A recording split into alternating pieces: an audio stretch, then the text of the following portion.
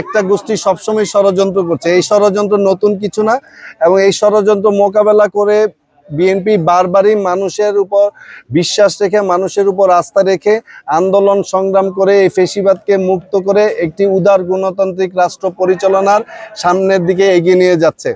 এখন কেউ যদি এটা ষড়যন্ত্র করে এই অগ্রযাত্রাকে বাধাগ্রস্ত করতে চায়, অবশ্যই এই দেশের মানুষ সেটা রাজপথে মোকাবেলা করেই তার দাঁত ভাঙ্গা জবাব দিবে।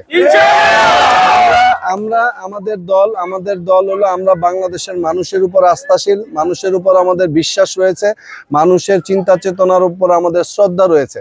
অতএব বাংলাদেশ জাতীয়তাবাদী দল বাংলাদেশের মানুষের মনের আশা আকাঙ্ক্ষার উপর ভিত্তি করে রাজনীতিটা করছে।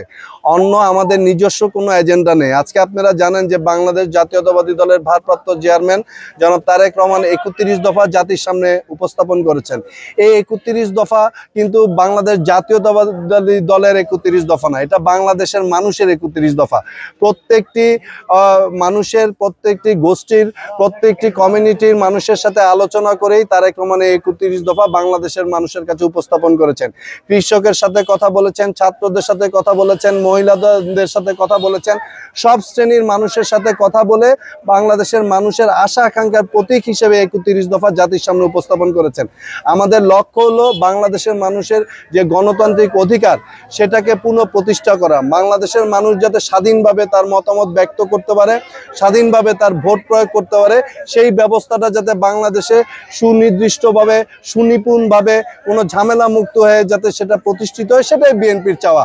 অতএব এটা শুধু বিএনপির চাওয়া না, বাংলাদেশের অধিকাংশ মানুষের চাওয়া। তবে আপনার প্রশ্নটার সাথে আমি এটাও বলতে চাই যে ষড়যন্ত্র অব্যাহত রয়েছে, ষড়যন্ত্র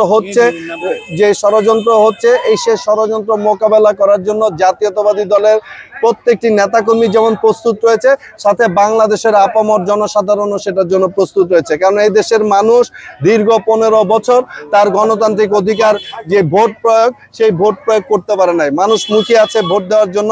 অতএব ভোট না হওয়ার পক্ষে যারাই ষড়যন্ত্র করবে তারা ইতিহাসের আস্থা করে নিক্ষিপ্ত হবে বলে আমাদের বিশ্বাস হচ্ছে। ইনশাল্লাহ যদি সুষ্ঠু ভোটের মাধ্যমে জাতীয়তাবাদী দল রাষ্ট্রীয় ক্ষমতায় অধিষ্ঠিত হয়, এই 31 দফা বাংলাদেশের মানুষের যে চাওয়া পাওয়া, সেটা অবশ্যই জাতীয়তাবাদী দল অবশ্যই তার কর্মকাণ্ডের মাধ্যমে সেটা প্রতিষ্ঠিত করবে।